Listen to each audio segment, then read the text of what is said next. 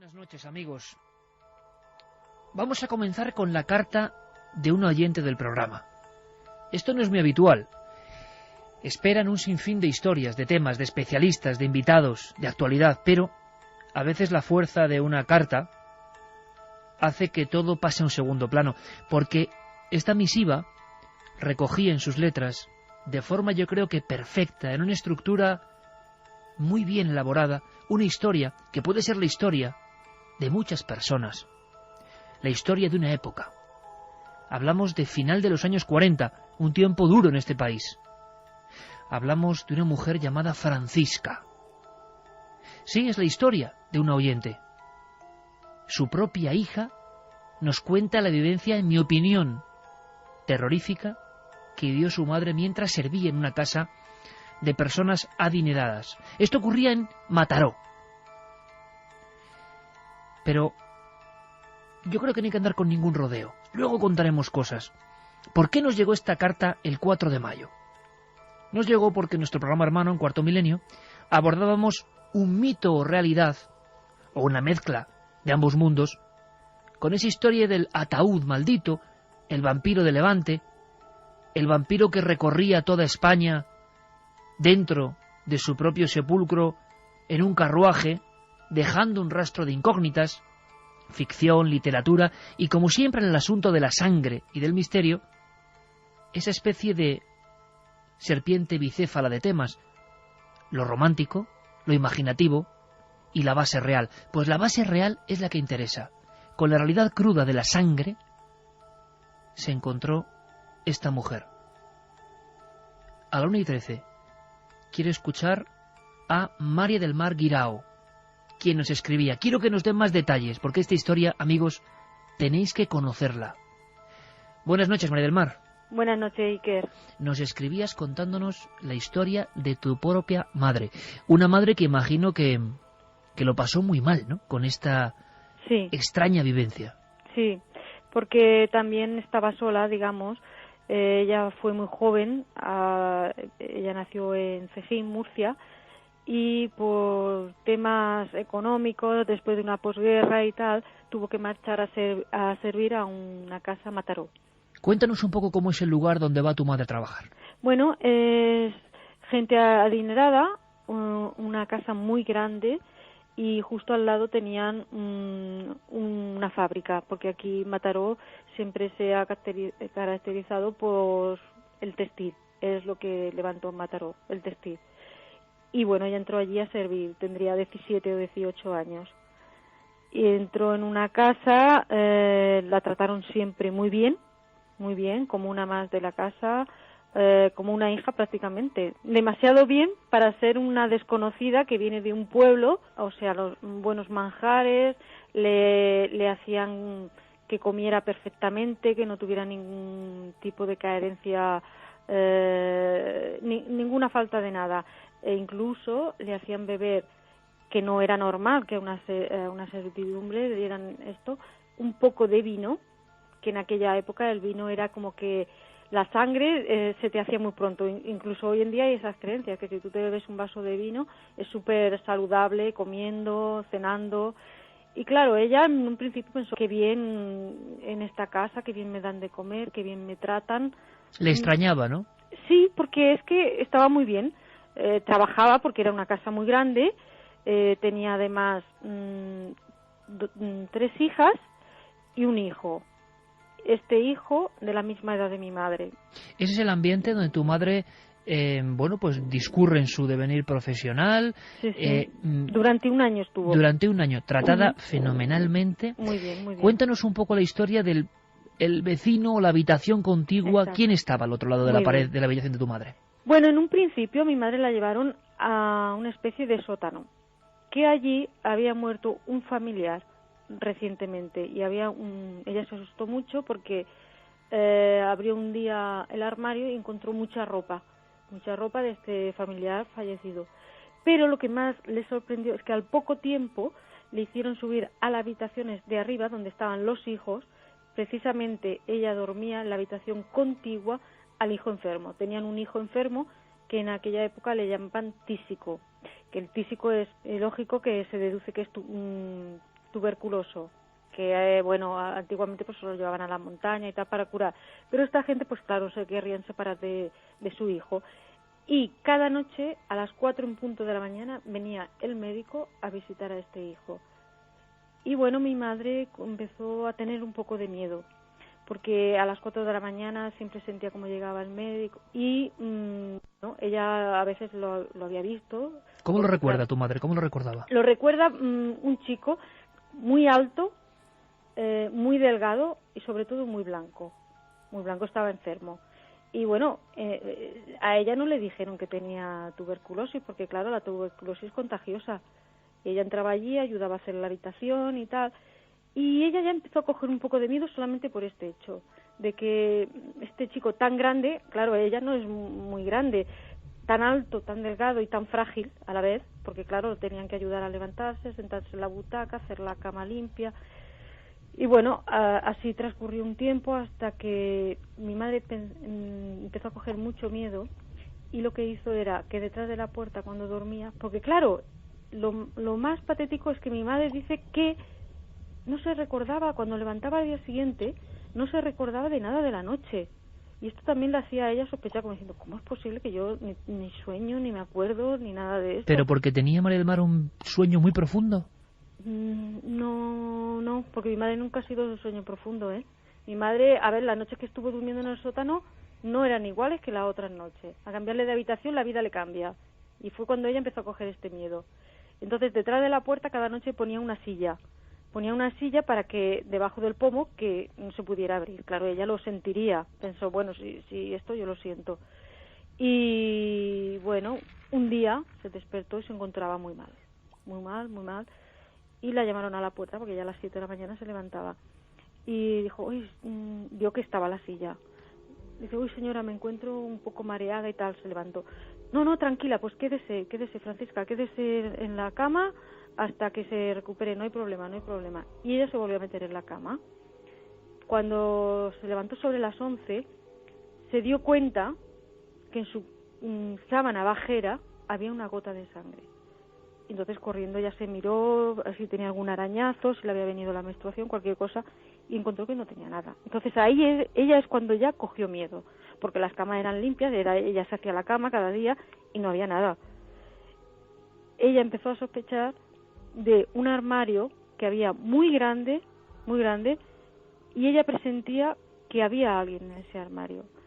Siempre estaba cerrado con llave, pero ella dice que ese armario se comunicaba con la habitación contigua a este chico porque era todo muy cercano. Dice que hasta una noche tuvo la sensación que había alguien dentro de ese armario y sí se comunicaba con la habitación contigua. Y ella, claro, en esa época era muy normal hacer transfusiones de sangre y se hacían directamente en las casas. Pero llegó a notar ella, me imagino, mirándose todo el cuerpo, llegó a notar algún pinchazo, algo logró... No, morados. Hay morados, pero en ningún momento piensa que tienen que ver con la historia de la habitación contigua, ¿no? Bueno, ella, como ya tenía tanto miedo... No, los morados no los relacionó. Ella ya pensó directamente que le sacaban sangre. Y al encontrarse tan mal como aquel día, quizá aquel día, digo yo, que le sacaron más, porque el chico al final, hoy en día está muerto. Hoy en día ha muerto. ¿Y de quién sospechó tu madre? ¿De quién podía sospechar? ¿De ese médico que venía de madrugada? Exactamente. Y venía a esa hora porque ellos, al tener la fábrica al lado, comenzaban a las 6. Entonces lo hacía como una rutina de visitar cada día al enfermo, que claro, en aquella época permitirse un médico así debería ser el médico familiar, era gente muy adinerada. El caso es que este chico murió y mi madre cogió mucho miedo ya. Cogió mucho miedo, la estamos imaginando sola en ese lugar que no es su hogar. ¿Y qué es lo que hace? María del Mar llama inmediatamente a su familia, a lo que sería a tu abuela. Primero se juntan con las compañeras que ella se vino y comenta, me ha pasado esto, no sé si será la primera vez o qué, pero yo he sido consciente varias veces de que aquí pasaba algo raro y esta me lo ha determinado que pasa algo raro. Y las mismas amigas le dijeron, pues lo mejor que puedes hacer es irte de esa casa. Si quieres te ayudamos a entrar en otra casa. Y no. Corriendo llamó a mi abuela. Mi abuela vivía en Cejí. Vino a buscarla y se la llevó. Estuvo exactamente un año. Fue la última vez que estuvo en esa casa la noche de la sangre. Sí. Y con el paso del tiempo, María del Mar, tu madre, ¿cómo ha interpretado estos hechos? ¿Por qué quizá relaciona ese cuidado increíble que tenían con ella para precisamente tener sangre fresca? Exacto, porque ella era una... no sé si es casualidad, supongo que antiguamente no serían las analíticas, pero mi madre es grupo 0, universal. O sea que la sangre de mi madre se la podía haber dado a cualquiera. Para tu madre, ¿qué significó este episodio en su vida? ¿Llegó a impresionarle mucho, aunque ya estuviese fuera de esa casa, aunque hubiese huido del lugar? Cuenta que ella había vivido de muy de cerca la posguerra, sabía lo que era la tuberculosis, la anemia, todo esto. Incluso hoy en día con mi hermana tengo una hermana que tiene bastante anemia con facilidad y se preocupó toda la vida de que antiguamente se le ponían inyecciones de hígado, de que nunca le faltaran las inyecciones de hígado. A ella nos lo ha contado siempre de una manera, a cabo de los años, supongo que la ha ido superando, pero le ha dejado mucha huella, porque yo recuerdo desde pequeña que siempre nos ha contado esta historia. Doy fe de que no ha cambiado ni una sola palabra, y eso es muy difícil. Ella nunca volvió a esa casa, nunca. Cogió mucho miedo, mucho pánico, y bueno, era lógico, en aquella época se hablaba de todo este tipo de cosas. Una historia de terror, sinceramente, si le imaginamos, si ponemos imágenes a las palabras que nos ha contado María del Mar, la hija de Francisca. Exacto. Francisca, protagonista de esta historia, sin duda alguna. María del Mar, te agradecemos muchísimo la valentía, también tuya, de contarnos esta historia, que es parte de la historia, pues de esos misterios que ocurrían en nuestro país. Un abrazo muy fuerte, amiga. Igualmente, gracias, y gracias a ti por hacer estos programas tan maravillosos que haces. Un fuerte abrazo. Gracias. Manda un SMS al 27640. Escribe la palabra milenio, espacio y lo que nos quieras contar. Comentaristas de Milenio 3. Sabemos que siempre hay alguien al otro lado.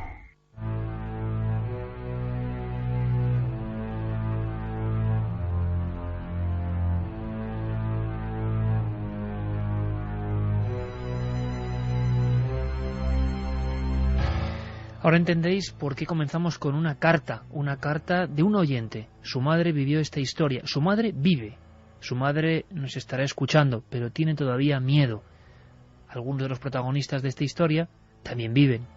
Y forma parte todo esto de un mosaico de creencias, quizá, quién sabe, si de extracciones clandestinas, y desde luego de un enorme amor por ese líquido rojizo tan preciado, la sangre. Carmen, buenas noches. Buenas madrugadas, Iker. Abrimos primero las vías de contacto rapidísimas, un regalo muy especial para esta noche y una encuesta. Pues vamos con el regalo.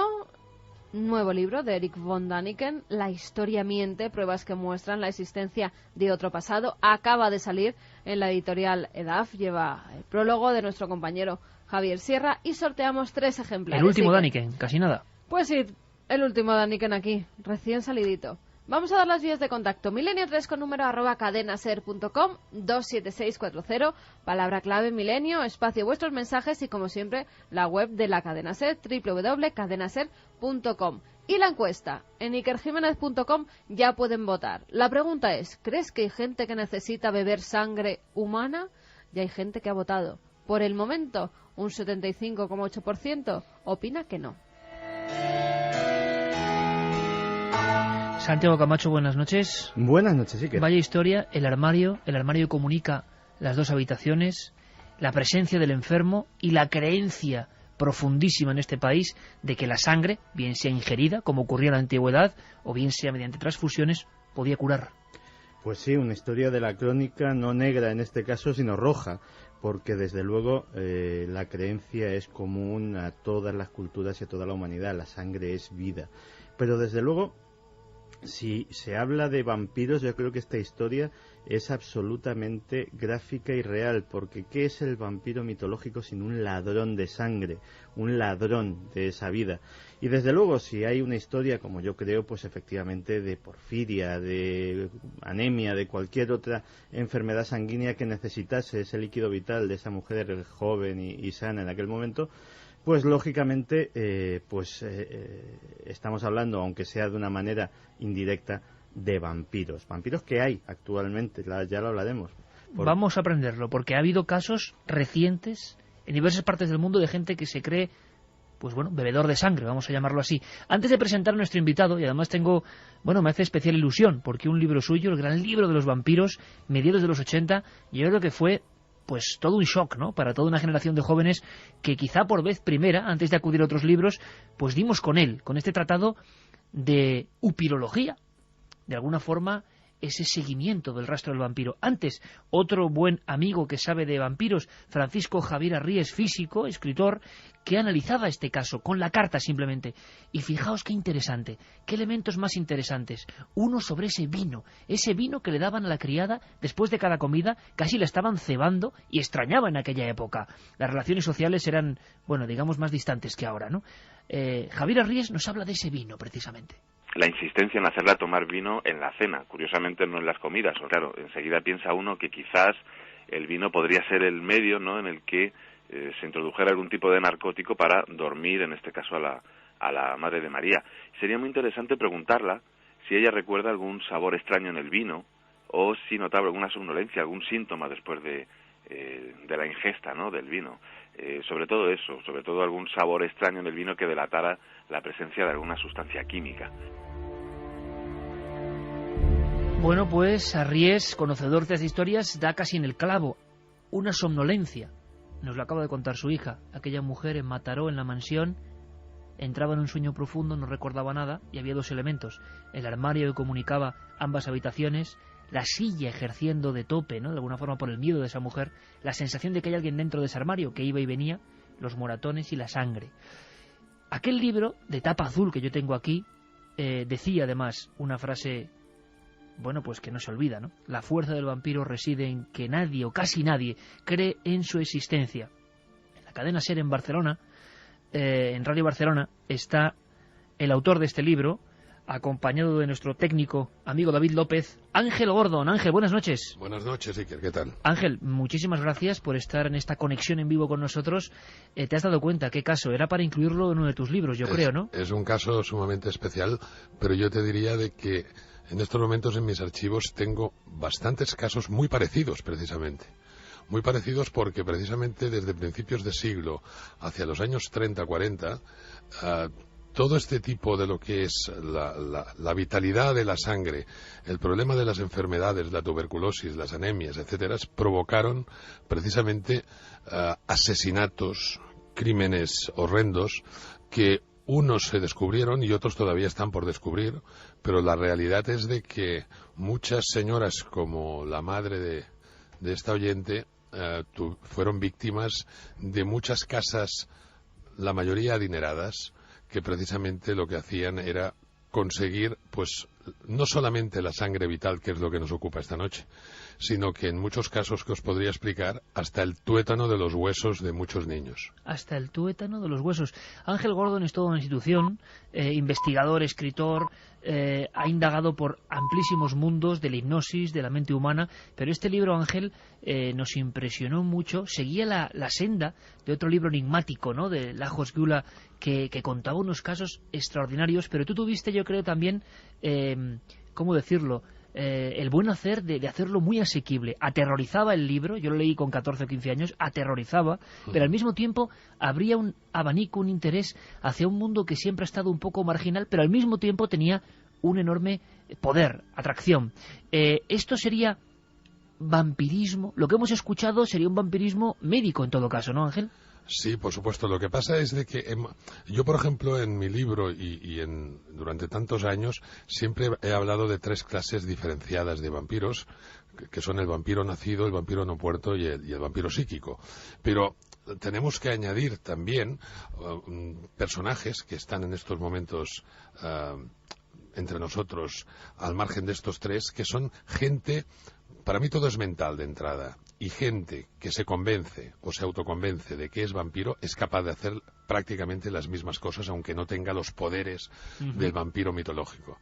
Entonces, en el caso de las víctimas, yo os tengo que decir que a principios de siglo el poder de la sangre era impresionante. Era tan grande de que la gente era capaz de hacer cualquier cosa para conseguir esa sangre que para ellos creían que iba a salvar la vida de uno de sus familiares. Oro rojo, por lo tanto, Ángel. Eso era oro rojo que no se podía pagar con nada. O sea, se conoce mucho en mi tierra, en Cataluña, por ejemplo, el caso de la vampira, ¿no? Enriqueta Martí.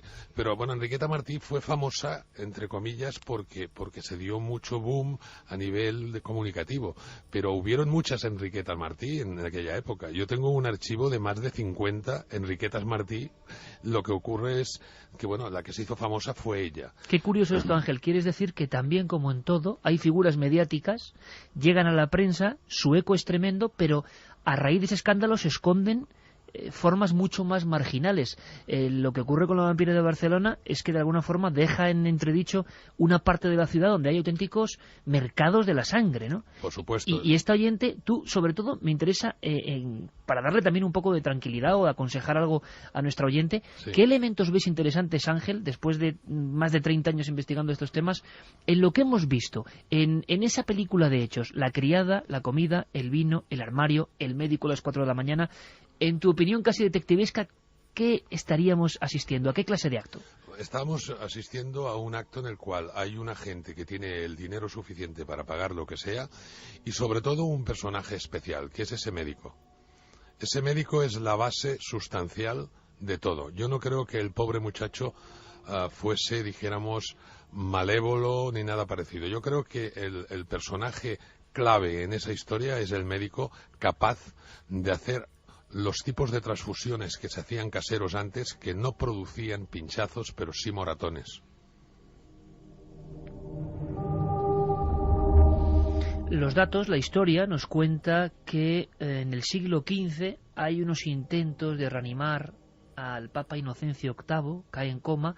Cuenta la leyenda, para algunos muy controvertida, de que 3 niños son casi sacrificados por vía oral, porque no se conocía todavía el trayecto sanguíneo a través de las arterias y las venas, por vía oral, y se muere el Papa y se mueren los 3 niños. Causó un gran escándalo, según cuentan algunos cronistas. En las primeras décadas del siglo XX ya se sabe bien los tipos de sangre, los diferentes tipos. Es curioso que nos contaba la hija de Francisca que tenía, digamos, grupo cero universal para dar a todos los posibles enfermos. Landsteiner, que recibió el Nobel, consigue diferenciar algo tan importante, algo que provocó tantas muertes en la época, con las transfusiones. Y a partir de 1914, un médico, un especialista argentino, Luis Agote, consigue conservar la sangre para que se hagan transfusiones. Pero hubo esas otras transfusiones casi vampíricas. Quiero que Ángel nos cuente algunos de los casos que él ha investigado que han permanecido completamente ensombrecidos. Pero antes, Ángel, fíjate, noticia de última hora, para que hagamos un trayecto entre ese principio de siglo que nos parece tan lejano, tan rudimentario, sí, y vayamos al siglo XXI digital, vamos, a este mismo mes prácticamente. ¿Qué ha pasado, Carmen?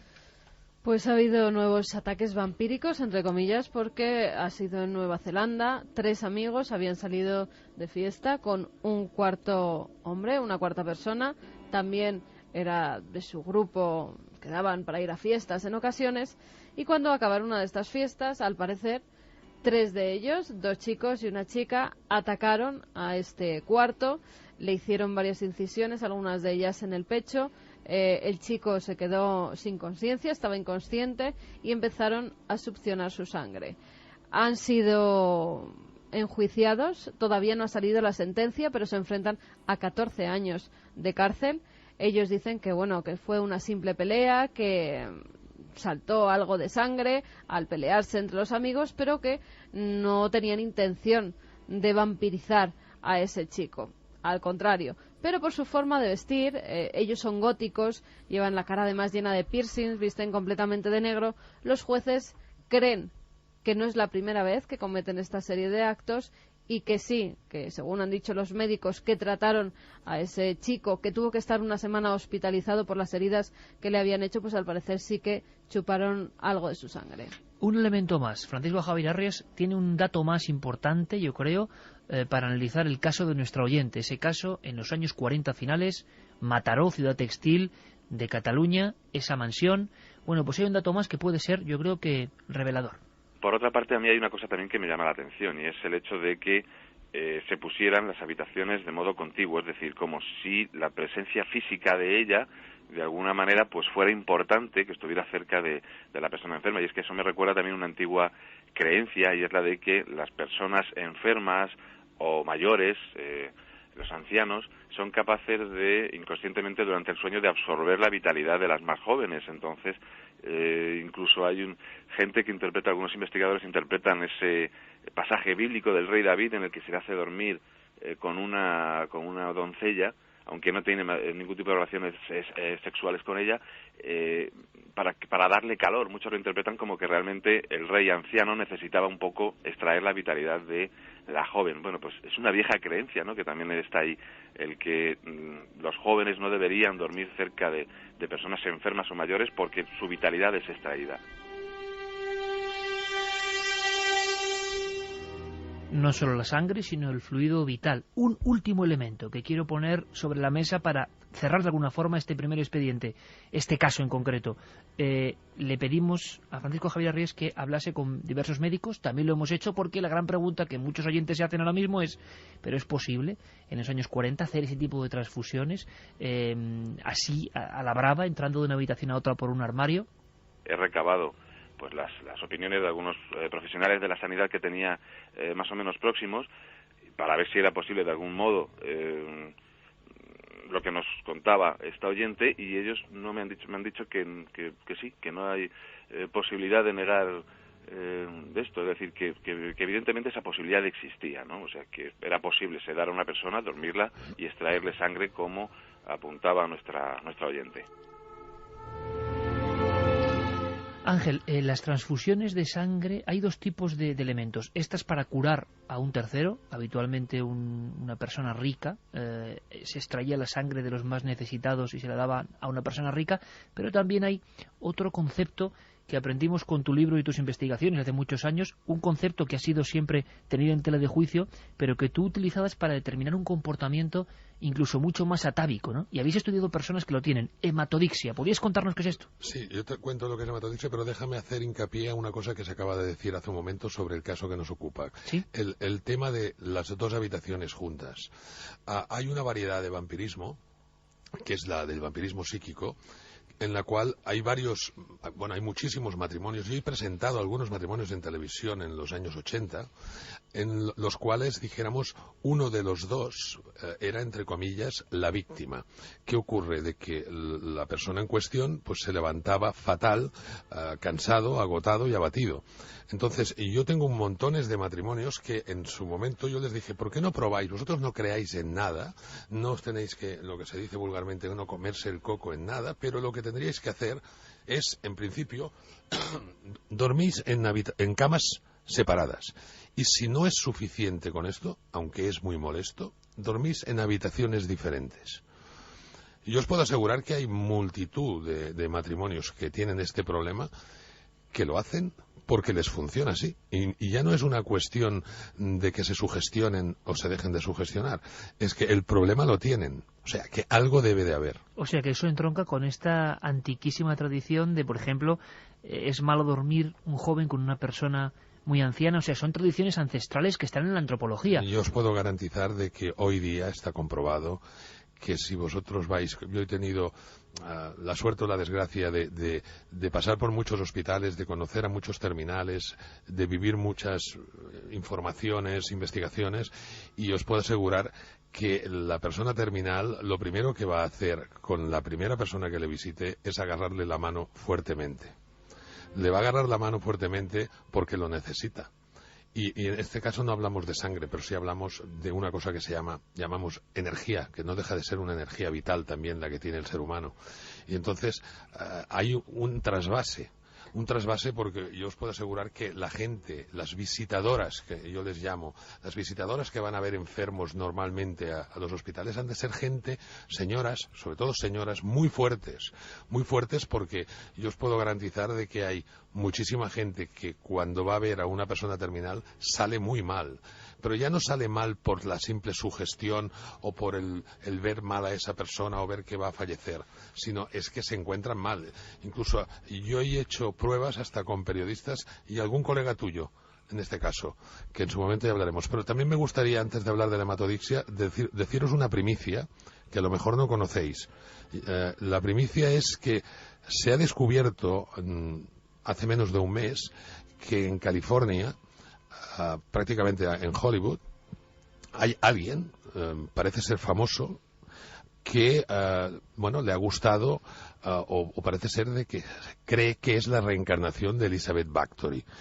Nuestros oyentes saben de que Elizabeth Bathory era un personaje especial que se bañaba en sangre, sobre todo de sangre de doncellas, de vírgenes, porque creía de que ella, pues de alguna manera con esa sangre se revitalizaba y se rejuvenecía. Pero alguien que lo cree de verdad, un actor o actriz. Estamos hablando de una actriz que ya no estamos hablando de si cree o deja de creer. Estamos hablando que se está bañando con sangre de vírgenes. Madre mía. Entonces, vamos a averiguar a ver qué es lo que pasa. Hombre, desde luego es una noticia... Yo pienso que es escalofriante. Escalofriante como todo este tema, Ángel, como todo este tema.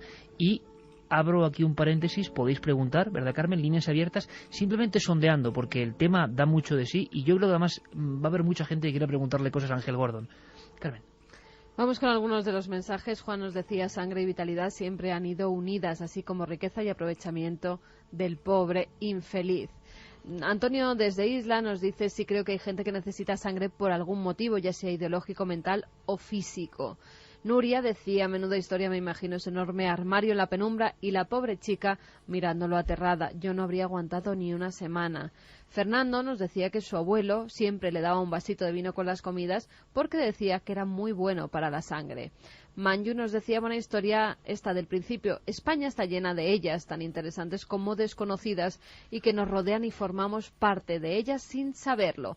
Pepe desde Cádiz dice que la sangre ha sido considerada desde antiguo como fuente de la vida, por lo que beber sangre sería una forma de revitalizarse, curar o renacer, de tomar la fuerza vital de los semejantes. Ángel, nos hablabas incluso, antes de dar el paso a la hematodixia, de casos que habían llegado al extremo de conseguir lo más, no sé, el núcleo profundo del alma humana a nivel físico, que es el tuétano de los huesos. Sí, por supuesto. Bueno, en el mismo caso, por ejemplo, de Enriqueta Martí que hemos hablado, la vampira de Barcelona, la policía ha hablado de encontrar huesos entre las paredes de su piso, etcétera, de la calle de la Cadena, pero es que al margen de esto...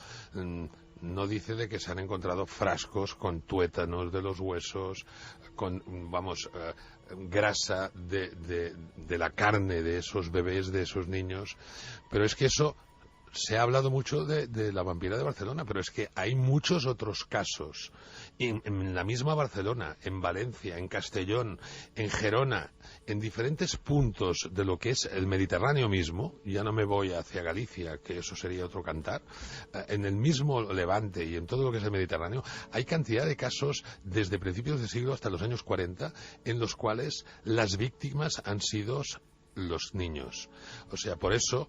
las leyendas y las tradiciones de los robachicos, de los mantequeros, de los sacamantecas, fue tan famosa en esa época. ¿Qué es la hematodixia, Ángel Gordo? La hematodixia es, vamos a llamarle una enfermedad que está provocada en una serie de personas que tienen una serie de peculiaridades muy especiales. Se ha hablado mucho porque, claro, médicamente y clínicamente yo en su día estudié 6 casos muy concretos, pero son particularidades muy especiales. Voy a explicar una. Estos personajes aclimatan su cuerpo a temperatura de ambiente. O sea, yo lo que preguntaría es a los escépticos si vemos a una persona normal, si es capaz de irse, por ejemplo, a La Molina o a la sierra donde están a bajo cero y el tío esté en mangas de camisa y no tenga ningún problema. O al revés, que se vaya a Sevilla o a Córdoba a 40 grados a la sombra y esté con un abrigo. Entonces, esta es una de las peculiaridades de estos personajes. Vosotros diréis, esta peculiaridad no tiene nada que ver con el vampiro. Es una de las peculiaridades que tienen pero podríamos hablar de cosas como el que no pueden tomar, por ejemplo, pescado. El pescado, pues a la mayoría de gente le gusta, el marisco, el pescado. A ellos el fósforo les ataca el metabolismo y tampoco, o sea, y es totalmente negativo para ellos.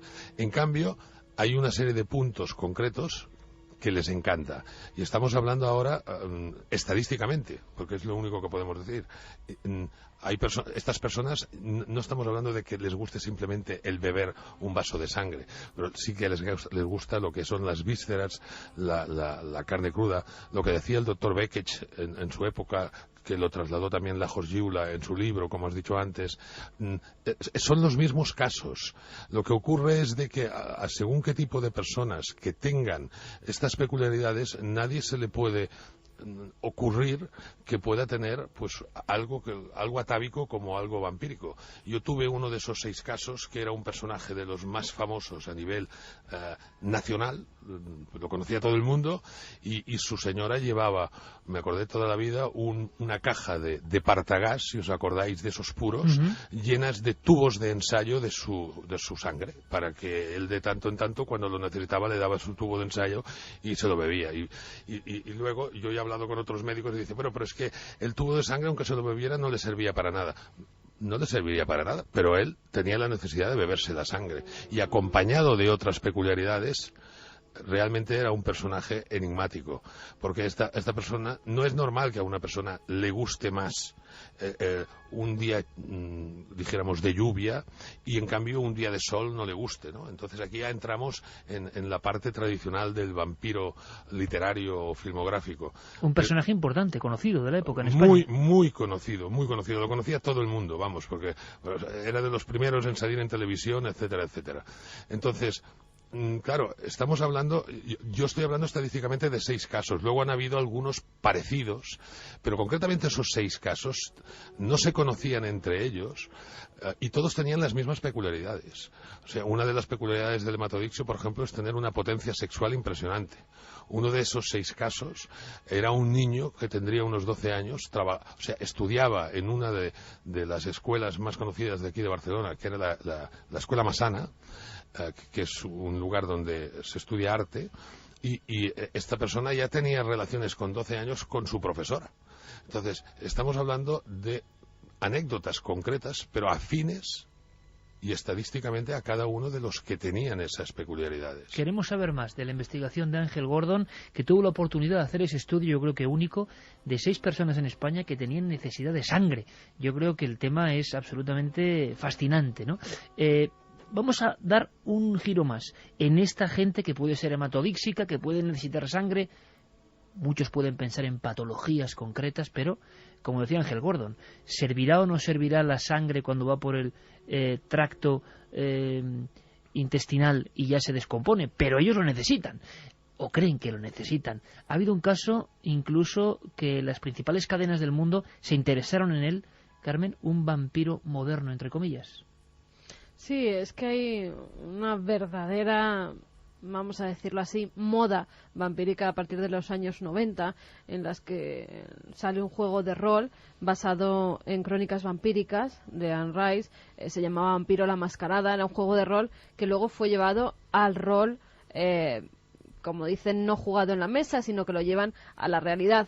Esto empezó a causar furor, empezaron a creerse vampiros los personajes que jugaban, incluso algunos de ellos empezaban a beber sangre de sus amigos, de los compañeros de juego. Sangre real, no ficticia. No, sangre real. Esto se empieza a dar al principio en Estados Unidos, en Nueva York, y después se traslada ya a Europa. En Europa hay ahora pues grupos que tienen incluso sus propias jerarquías de quién es el sacerdote, quiénes son los sirvientes. Se llama Vía del Vampirismo Viviente. Estos son los que siguen creyéndose de alguna forma vampiros. Dicen que la mayoría de ellos no beben sangre, pero que hay algunos que sí. Y se han cometido algunos crímenes, pensando que verdaderamente ese líquido vital hacía mella en ellos. Pero hay un personaje de esos que bebe sangre, que pide permiso a sus víctimas, no las ataca. Una noche conoce a una chica, le cuenta su historia, le dice que es vampiro, que necesita beber sangre. Él se llama Don Henry. Incluso a National Geographic le cuenta en un documental sobre esta moda vampírica real que hay hoy en día, ¿Qué hace él para extraer esa sangre? Y además, ¿qué piensa de beber el líquido vital? Consumo sangre humana. Hay una verdadera comunidad que lo vive, que existe, no solo en los Estados Unidos, sino también alrededor de todo el mundo. Lo que hacemos nosotros es bastante natural. No salimos buscando víctimas ni nada por el estilo.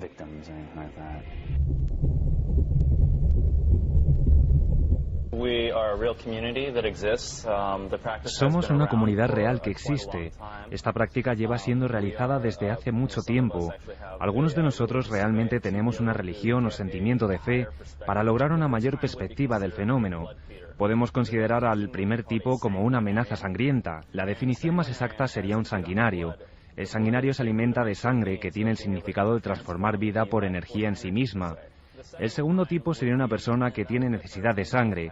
Ya sabes que hablar de sangre en estos días es un tabú, pero es eso, simplemente sangre. Pero al mismo tiempo es una transferencia de vida en energía sin tocar o bien tocando con las manos.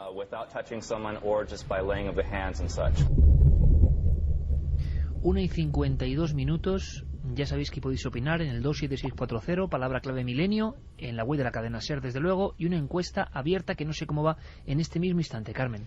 Pues vamos a ver la pregunta a esa encuesta. ¿Crees que hay gente que necesita beber sangre humana? Fíjate, es curioso porque empezábamos el programa con un no rotundo. Ha sido escuchar la gente a Ángel Gordon y ha variado repentinamente la encuesta. Pues sorprendente, sí, porque no ha pasado nunca, de esta forma. En ikerjiménez.com la gente está votando y por el momento opinan un 56,6% que sí que hay gente que necesita beber sangre humana. Esto ha pasado pocas veces porque la diferencia hacia el no antes de empezar a contar casos era rotunda y los 700 prácticamente amigos que han votado voto a voto ya han dado la vuelta por completo. Santi, moda, vamos a decirlo así, extravagancia, excentricidad de algunas personas muy influenciables. Se ha hablado de casos en la Europa del Este, por ejemplo, incluso de vampiros que necesitaban para sus ritos sangre humana hoy. Hablamos de ahora. Sí, efectivamente, como muy bien ha contado Carmen, hay todo un movimiento, digámoslo así, a nivel mundial. Pues ha habido los casos que citabas en Europa del Este. Hace unos meses recordábamos un caso de 2001 en la ciudad de Bogotá que estaba prácticamente asediada por bandas de vampiros, de jóvenes vampiros, que en este caso no eran tan amables como este que acabamos de escuchar, sino que asaltaban por la calle revólver en mano para obtener el preciado líquido vital. Pero todo esto se genera, o por lo menos se empieza a organizar en la costa oeste de los Estados Unidos, en California y en los estados aledaños, donde comienzan, sobre todo dentro de los ambientes góticos, sadomasoquistas, fetichistas y mucho en Internet, a aparecer lo que llaman los nighttimers, los nocturnos, por traducirlo de alguna manera, que básicamente son personas que están imbuidas de la creencia, o por lo menos de la voluntad de convertirse en vampiros reales, de asumir el rol de la criatura mítica. Y los nighttimers se organizan en grupos muy cerrados que tienen sus propios donantes, que los llaman blood donors, donantes de sangre, traducido literalmente, que son, digámoslo así, su granja, su ganado, de el que extraen la sangre. Estos donantes son completamente voluntarios. De hecho, tanto es así que los grupos más organizados, por el miedo tremendo que hay, evidentemente, a las enfermedades y muy concretamente al VIH, someten a análisis de sangre a sus donantes antes de dejarles participar en los ritos. Y luego sencillamente con agujas, con cuchillas o con el método que prefieran, en brazos, pecho, etcétera, etcétera, pues se hacen incisiones que son o bien succionadas directamente o bien sencillamente vertida la sangre en un recipiente. Llegan al punto de sofisticación de que a sus donantes les hacen seguir una dieta determinada, porque la sangre parece ser que no sabe igual dependiendo de la alimentación. La alimentación que prefieren es la vegetariana, que parece que le da un sabor dulce o más agradable a la sangre, mientras que una persona que se alimente fundamentalmente de carne tiene una sangre mucho más amarga. Y desde luego cosas como el ajo, curiosamente, pero en general los picantes y la comida muy especiada también están prohibidas a sus donantes, porque le dan a la sangre pues un sabor muy ácido, muy desagradable, parece ser. Y luego, aparte, lógicamente, sin entrar en estos grupos, para colmo, en grupos que no tienen nada que ver ni con lo gótico, ni con lo vampírico, etcétera, etcétera, pero sí que tienen que ver con las prácticas sexuales extremas, hay lo que se llama el blood fetish, que es el fetichismo de sangre, en el cual, pues, una pareja, una de ellas, generalmente ella, pero no tiene por qué ser necesariamente así, es atada a la cama en un ambiente, pues, de cortinajes negros, velas, música lúgubre, un ambiente propicio, y la práctica sexual se antecede de esos mismos cortes, esas mismas incisiones, y de chupar la sangre de la pareja, pues como una forma de fetichismo, básicamente. Ángel, te voy a pedir que te quedes unos minutos más de la segunda hora con nosotros, sobre todo por la cantidad de preguntas que hay, pero de los casos que tú pudiste investigar sobre hematodixia o personas con necesidad de sangre, se ha hablado del mito, yo no sé si es verdad o no, de gente yendo a las carnicerías y bebiendo los restos de sangre. Yo ya he estado presente. He estado presente mientras 2 de los 6 casos que yo tuve en su día, los tenía delante mientras cada día a las 7 de la mañana estaban en el mercado, y voy a decir el nombre, de Santa Catalina en Barcelona, bebiéndose los restos de las bandejas de despojos que había en las paradas. Y además las dueñas en cuestión de las paradas ya sabían que venían y ya les tenían preparada la bandeja. Eso por un lado. Y luego, referente a lo que acabáis de comentar, yo sé positivamente de que ahora parece ser que esté de moda, pues por Crepúsculo, por diferentes temas y películas, a que vuelve lo que es el mito vampírico. Pero por lo que ha dicho el compañero, yo conozco nocturnos desde el año 77, ¿eh? ¿Desde el año 77? Desde el año 77 yo conozco nocturnos. Y nocturnos no solamente de Inglaterra o de Estados Unidos. Estoy hablando de nocturnos de España. De incluso. España. Esto va a ser impresionante. Te pido, Ángel, por favor, que estés allí con nosotros unos minutos más. Hay muchísimas preguntas de los oyentes. Algunas, terminamos con estas preguntas, esta hora, luego continuamos con el tema por unos minutos porque nos esperan muchos temas. El código oculto de uno de los directores de cine más importantes de todos los tiempos, de Hitchcock. Vamos a contar algunas cosas increíbles, y Santi tiene un tema que tiene cierta conexión con la nocturnidad, con héroes, con violencia incluso en las calles, pero es un tema con capas, un tema sorprendente, increíble, que nos va a contar. Terminamos esta primera hora, vienen ya las noticias, nuestras compañeras con toda la información, pero mensajes. Nos dicen, ¿puede haber casos de anemias que hagan sentir al paciente la necesidad de ingerir sangre? Un especial en la provincia de Cádiz ya. Bueno, estén atentos porque vamos a hacer varios viajes. Ahora diremos dónde va a viajar la nave del misterio, dónde va a aterrizar. Pero Galicia y Cantabria. Y dónde podéis acudir, claro que sí. Y los días, sí que lo haremos en la segunda hora. ¿Qué puede suponer la ingesta de sangre de otra persona en el cuerpo humano? Desde el punto de vista médico, nos lo pregunta Jorge desde Zaragoza. Arturo desde Logroño, en el mundo del deporte, la sangre está muy cotizada, se manipula y se comercia con ella, es la esencia vital y da buenos resultados. Bueno, es otro tipo de vampiros. Dicen los médicos que no tiene ningún tipo de... Es más, que puede llegar a ser un poco negativa. Pero a la vuelta seguimos hablando de estos casos de hematodixia y de algunos sucesos que tenéis que conocer. Y muchas más cosas aquí en Milenio 3, en la cadena SER. Mítica sintonía de Drácula la pone nuestro compañero Jerey Martínez junto a Fermín Agustí al otro lado de esta nave radiofónica, con Carlos Largo, nuestro compañero aquí presente. Carlos, buenas noches. Buenas noches, Iker. Me gustaría... han llegado 2 mensajes muy interesantes, de casos parecidos al de nuestra oyente, a la historia de Francisca, natural de Ceguín, y que en Mataró, en una habitación junto a un muchacho enfermo, sufrió un episodio de vampirismo médico. Hay una gran ola, hay una gran moda, ahora mismo, en este 2010, el retorno de un tema que nunca muere, como el personaje, ¿no?, al que encarna el vampiro. Cifras y datos, Carlos, para comprender hasta dónde está llegando esta moda. Pues como tú dices, esta oleada del nuevo vampirismo pues ha llegado tanto a la literatura como a la televisión e incluso al cine. Y por ejemplo, la saga de Stephenie Meyer, de Crepúsculo, se empezaba a lanzar en el 2005 y por ejemplo el primer libro fue el libro más vendido del 2008 con 17 millones de copias vendidas en todo el mundo. 17 millones de libros. Sí. el segundo episodio, por ejemplo, Luna Nueva, se lanzó en el 2006, en septiembre, y con 1,5 millones de copias vendidas en Estados Unidos, el libro logró el lugar 37 entre los más vendidos de los últimos 15 años.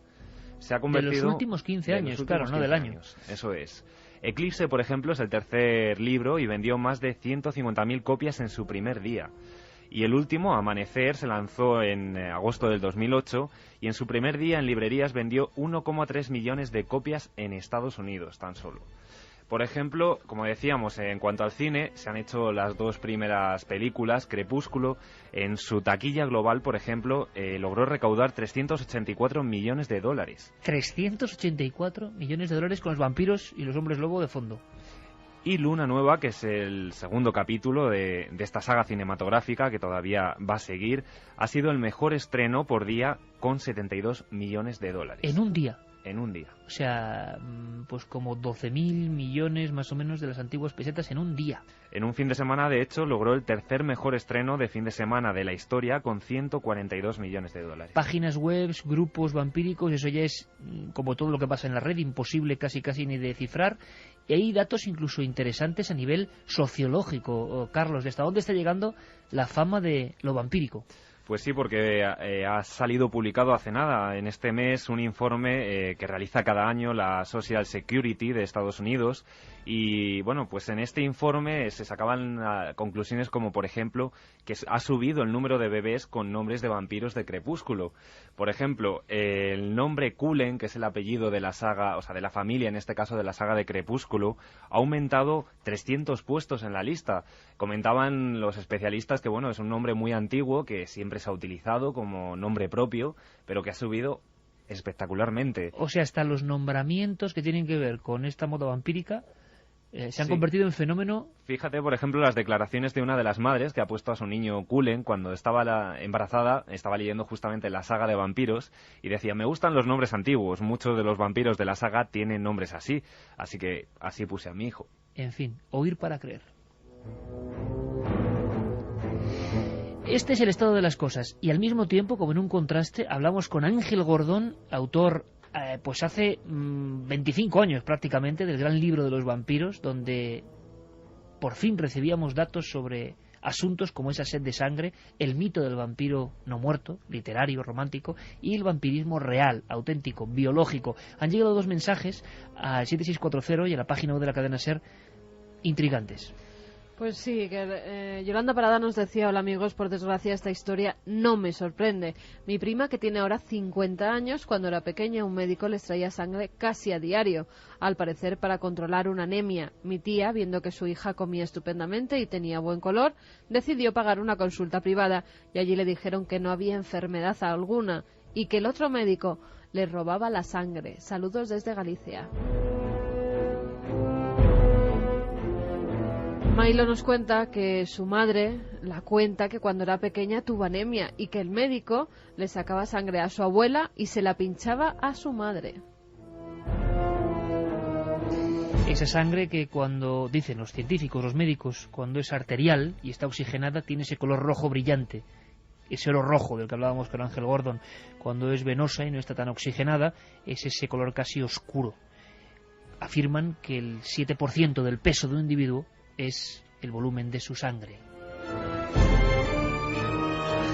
Ángel, de esos 6 casos famosos que tú pudiste investigar, tratar, cuéntanos cuál es el que más te impresionó, el que más te dejó, digámoslo así, con la boca abierta realmente, al ver que era algo sorprendente, increíble. Hombre, realmente para mí los 6 casos eran los importantes 6. Todos. Quizá el niño de 12 años, por ser un niño, pues realmente tenía las mismas peculiaridades que el resto y claro, en cuanto a lo que es la potencialidad sexual, como he dicho antes, pues realmente pues a mí me pareció muy raro que en los años 70 un niño de 12 años, que son otros tiempos a los de ahora, y si no lo podéis comprobar, no era normal que un niño de 12 años tuviera relaciones con una señorita de 20 y tantos, o sea, eso era ya una cosa normal. Y aparte de esa fuerza sexual, de esa necesidad de vísceras, ¿había también, por ejemplo, agresividad? Bueno, normalmente estos personajes podían sacar la agresividad, pero la tenían súper escondida. El doctor Beckett decía eso también de los vampiros nacidos en su época.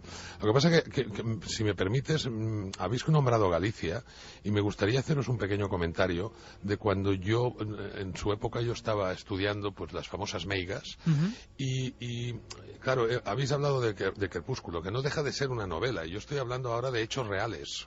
De casos que están ahí. Entonces, imaginaros lo que fue para mí cuando yo estaba investigando por los Ancares en Galicia, encontrarme personajes los cuales se dedicaban a chupar la sangre de los niños, de los bebés.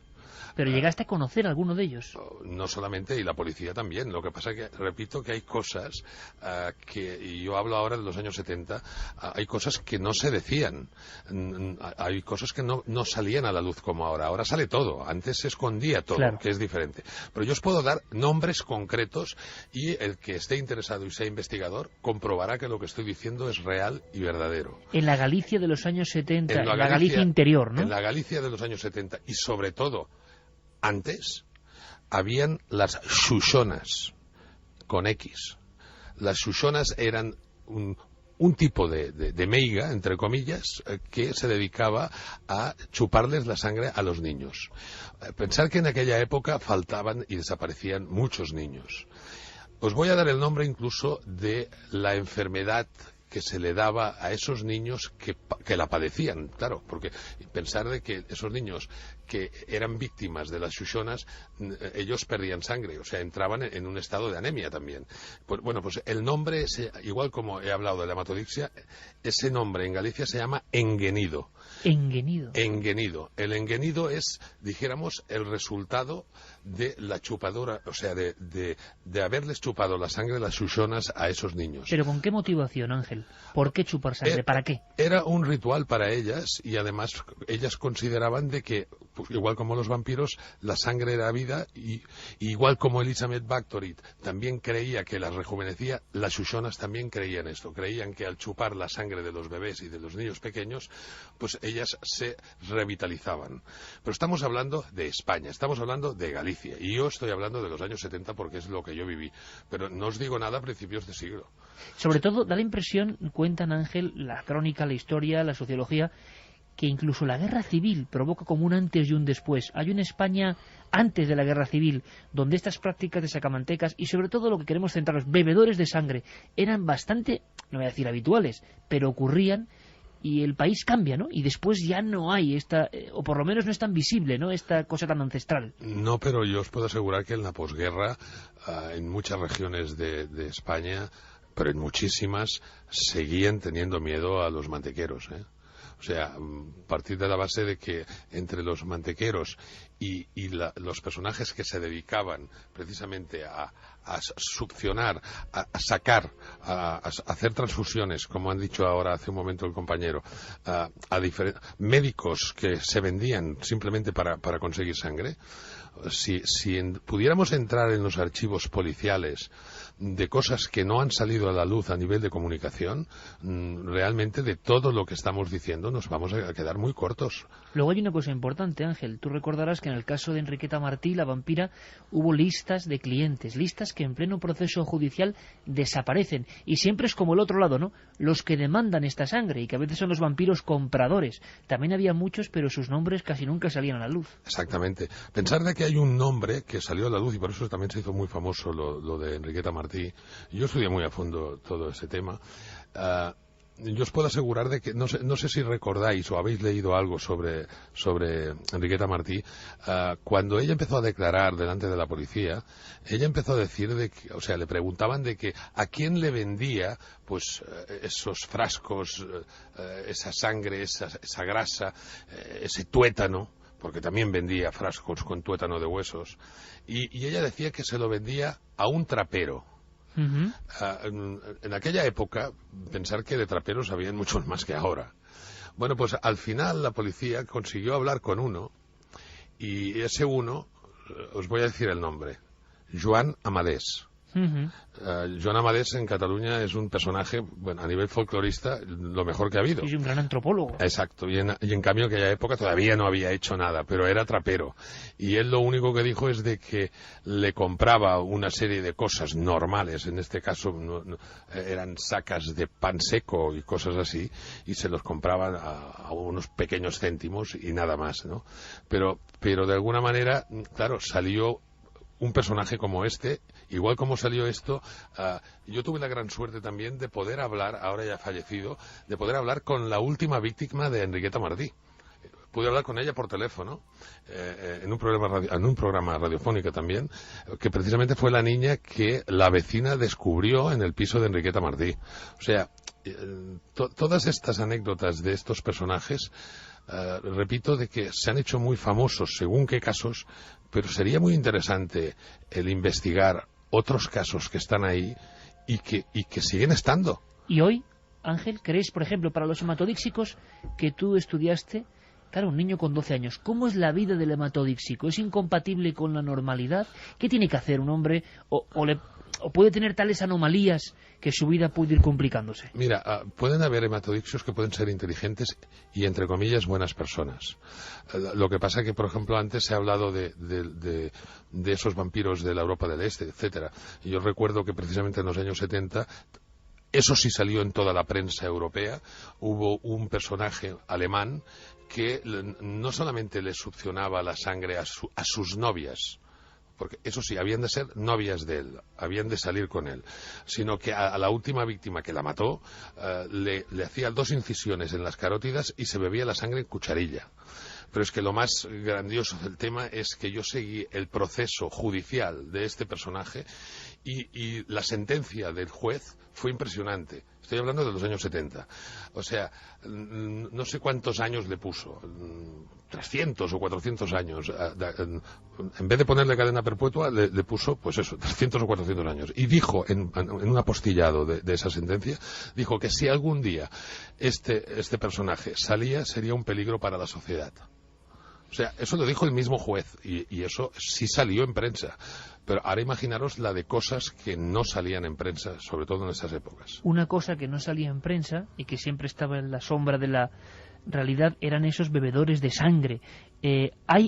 Puede haber hoy, se ha mantenido de alguna forma esa procesión, ¿no?, que tú llegaste a conocer, de gente que va al mercado a beber los restos de la bandeja de sangre, que creo que es una imagen, en fin, difícil de describir.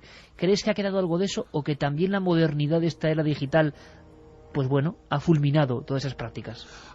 Vamos a ver, ahora hay maneras mucho más prácticas, diría yo, y más fáciles, pero siguen habiendo estos personajes, de la misma manera que he dicho antes, de que habían, desde el año 77 yo ya conocía nocturnos, y he seguido conociéndolos a lo largo de los años y los sigo conociendo ahora. Sigo conociendo centros, lugares donde se encuentran, vamos a llamarle, sectas vampíricas, entre comillas, que viven en diferentes regiones de todo el país. Estoy hablando ahora de España, no hablo de diferentes otros puntos. ¿Pueden ser peligrosas? ¿Pueden llegar a obtener sangre con el asesinato? Yo considero de que toda persona puede ser peligrosa en el momento en que una frase vulgar que se habla mucho ahora, que es que se les vaya la olla. O sea, en el momento en que haya un problema psicológico, a cualquiera de estas personas, bueno, tienen todos los números pues para crear realmente pues un problema grave y de la misma forma que conozco personas que se creen que son vampiros, que son convencidos y solamente ha faltado ahora pues precisamente todas estas obras que estamos hablando, que repito, son novelas y en cambio a estas personas les han sugestionado lo suficiente como para estar convencidos y para ellos ahora son héroes. O sea, pensar de que a los niños antes les decíamos pues que bueno, que su héroe era Popeye, el Pato Donald. Ahora, como acaban de decir, ahora ponen a los niños ya Cullen y nombres de vampiros, y para ellos ahora el vampiro es un héroe.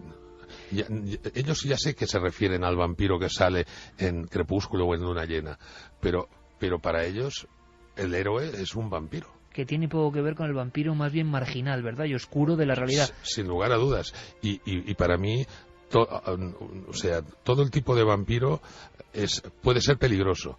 Pero hay uno que no lo hemos nombrado en ningún momento, porque claro, ese no tiene nada que ver con la sangre, y es el que más abunda, y os puedo garantizar que os puedo presentar inclusive personajes vampíricos a nivel psíquico.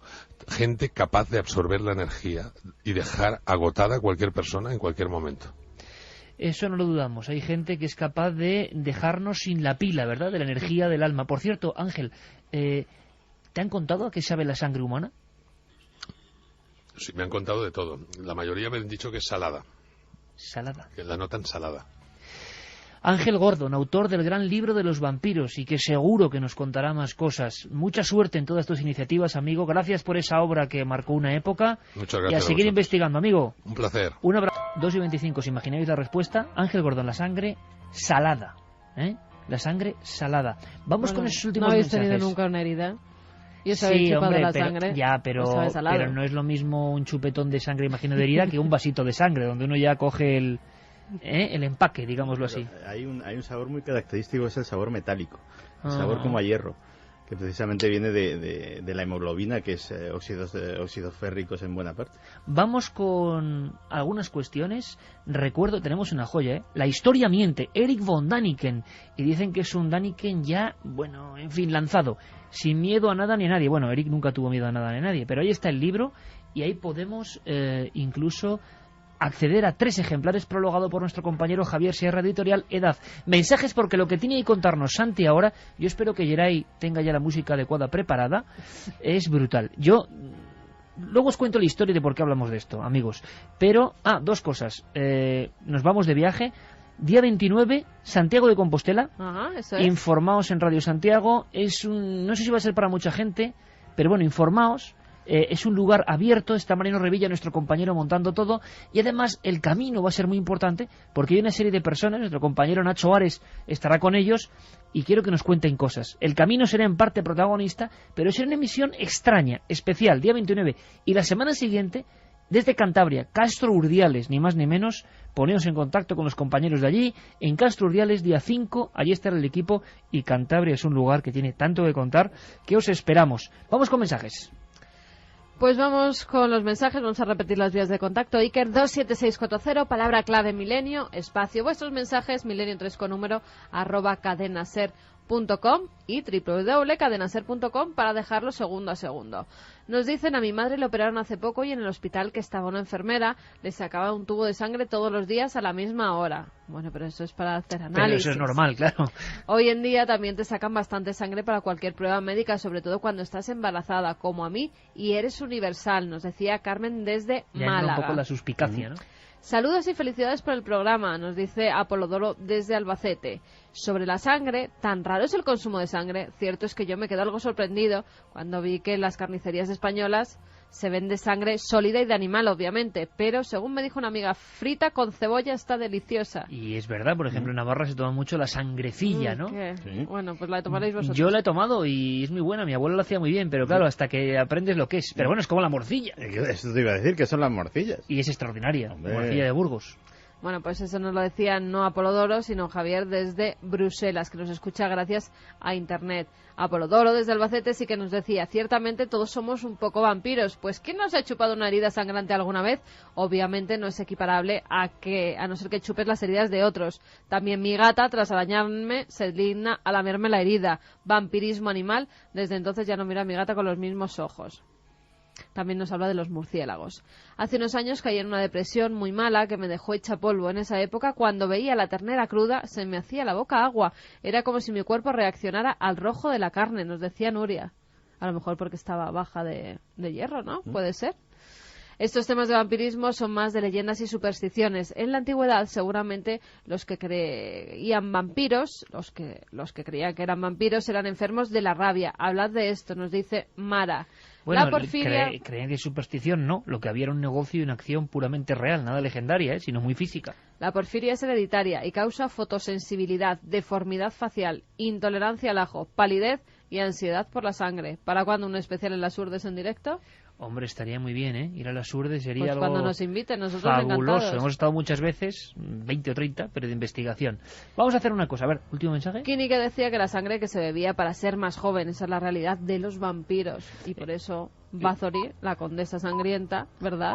Cuando una gota de sangre la dio en la cara, pues por eso empezó a matar a doncellas, porque se veía más rejuvenecida, más bella. Estamos recibiendo, y aunque no sea nuestra, digamos, parcela, muchos mensajes que hablan de Paco González, nuestro compañero. Sí. Le mandamos un fortísimo abrazo, por supuesto, y bueno, en fin, que aunque sea el tiempo del milenio, hay que decirlo, mucha gente enviando mensajes sobre nuestro amigo Paco González, que quizá esté escuchándonos, quién sabe, escuchando el misterio de algunas cosas que yo creo que son extraordinarias, tan extraordinarias, por ejemplo, como para que alguien se convierta en un héroe, para que alguien coja unas galas y haga algo que parece propio de la ficción. Voy a contar, antes de escuchar algunas músicas, lo que ocurrió con esto que vamos a narrar ahora, porque es extraordinario. Muchas veces Santiago Camacho recorre la redacción y viene con un fajo de fotos, de papeles, de ideas, de letras, y claro, pues a veces hay temas sorprendentes, algunos son tan sorprendentes que no sabemos si la gente realmente va a asimilarlos, porque no son nada habituales. Ya conocéis las secciones habituales de Santiago Camacho, pero, y esto es muy importante, vino con unas fotos de un rodaje de una película que se está haciendo. Y yo solo vi a un hombre con bigote como oxigenado, bigote y perilla oxigenada, un rubio oxigenado, y una especie de máscara de superhéroe. Y Santiago Camacho me dijo, sin inmutarse, esto es una realidad. ¿Cómo sería el titular? ¿Gente normal que se viste de superhéroe? No, son superhéroes realmente, o al menos así lo interiorizan. Los podríamos llamar superhéroes de barrio. Superhéroes de barrio, Geray. ¿Cómo es que nadie ha intentado ser un superhéroe? Tío, si alguien lo hiciera, se lo cargarían en un día o menos. No digo que deba hacerse, pero no sé por qué nadie lo hace.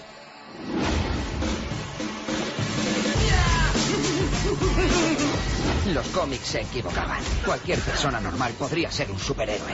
Hay un tío vestido de superhéroe luchando contra unos pavos. ¡Es la caña! Gracias. ¿Quién eres? Soy Kikas. El agresivo vigilante es el último fenómeno de Internet. Es muy bueno. Es bueno recibiendo palizas. ¿Alguien tiene la más mínima idea de quién es este cruzado con pijama? Me vendría muy bien la ayuda de un tío así. ¿En serio? Hola, soy Kikas. Debería llamarse Ask, que lo sé. Pues ahora mismo estamos casi con la capa, vagando por las alturas.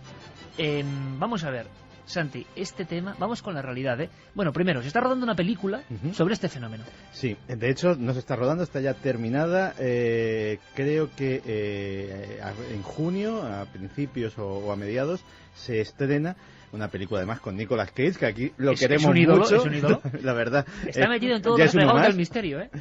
Y que es un milenario seguro que nos escucha ahí por internet.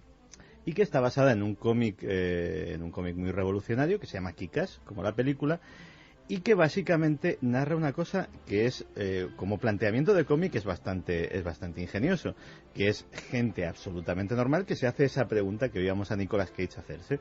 ¿Por qué nadie se ha cogido un disfraz y ha salido a las calles a combatir el crimen como un superhéroe cualquiera? Pues la pregunta llega un poco tarde, porque eso lo ha hecho ya mucha gente.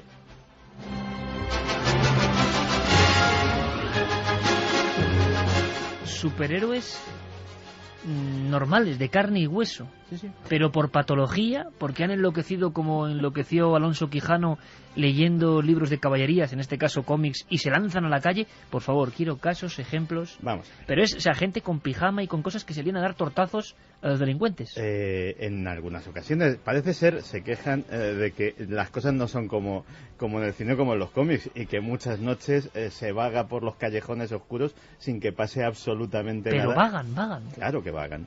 Mira, vamos a empezar por el principio.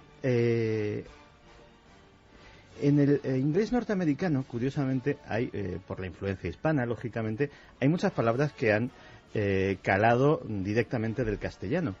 Y una de ellas es vigilante. Vigilante, cuando un norteamericano oye vigilante, sabe exactamente lo que es, y se refiere a un ciudadano que al margen de la ley comparte el crimen por sus propios medios. De hecho, hay casos, yo creo que desde los años 50 hasta nuestros días hay casos de vigilantismo, y de hecho sería tema aparte, de vigilantes y de personajes que han estado hostigando al crimen por su cuenta en Estados Unidos, y es un fenómeno relativamente común. Es decir, todo el mundo, si oye esa palabra en Estados Unidos, vigilante, sabe a qué se refiere. La parte moderna del fenómeno, digamos que son los disfraces. Porque la verdad es que si tuviéramos que irnos al núcleo de este asunto, tendríamos que irnos al año 1979 en la ciudad de Nueva York, y concretamente a un barrio que entonces, más que ahora, era tremendamente conflictivo y mítico, el Bronx. Y en el Bronx un ciudadano que se llama todavía Curtis Sliwa, organizó a un grupo de vecinos hartos de la inseguridad, del crimen, de la droga, de todas esas cosas que vivía la comunidad. Se uniformaron, se instruyeron en todo tipo de artes marciales y técnicas de defensa personal. Se armaron con todo lo que la ley les permitía llevar sin que fuera directamente un delito. Y este que está poniendo Yeray es un superhéroe demasiado... Yeray, es muy grande. Este es un superhéroe gigantesco, este no puede ser, es el mítico Mazinger Z, al que habrá que hacer un día una sección de por qué, el mito de los robots. Pero no, vamos a los más de carne y hueso, Yeray, vamos a los más, porque además esto a mí me emociona, ¿eh? Sí, yo soy un seguidor y me arranco enseguida. Cantarás tú en japonés, hermano. Cuenta, Santi, cuenta. Pues estos vecinos acabaron formando un grupo que se llamaban Los Ángeles Guardianes. Boina militar roja. Los Ángeles Guardianes. Los Ángeles Guardianes. Que en el fondo es una especie de patrulla de barrio sofisticada. Exactamente. Boina militar roja, cazadora roja, pantalones militares, botas militares. Y bueno, empezaron a actuar. A lo largo de sus 30 años de vida, siguen existiendo. Los Ángeles Guardianes han visto caer en acción a varios de sus miembros.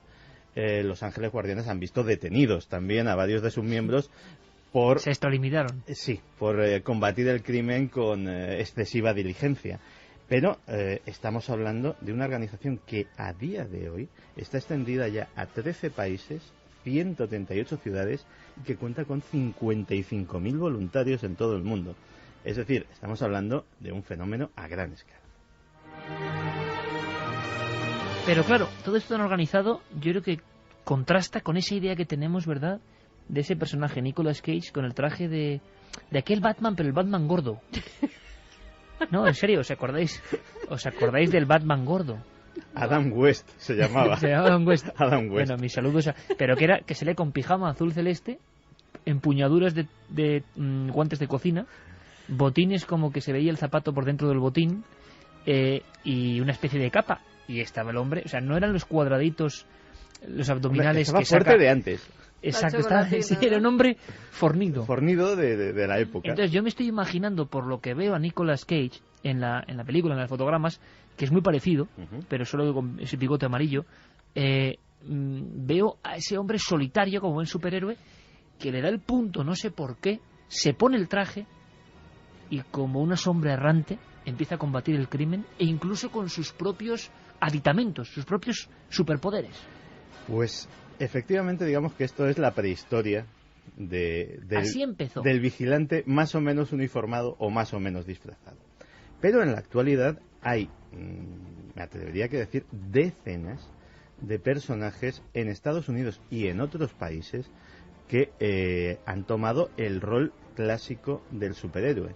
Un disfraz, una identidad secreta. Identidad secreta, o sea, la gente no sabe quién es. Efectivamente. Hay algún caso, concretamente, curiosamente, el más famoso que hay ahora mismo en Nueva York, lo hace a cara descubierta. Lleva su uniforme, su símbolo en el pecho. No me lo puedo creer, Santi. Pero no adelantemos. Pero vamos a ver, o sea, ¿cómo se llamaba el hombre director de periódico, ¿no?, que era terrible, que siempre arengaba al pobre Parker, Spiderman? Exacto, y decía, otra vez Spiderman. Bueno, esto está ocurriendo de verdad con gente anónima. Sí. Vámonos, por ejemplo, a una paradisíaca, porque es un sitio, además, es un sitio muy bonito y una ciudad grande pero tranquila, a la ciudad de Mountain View, en California.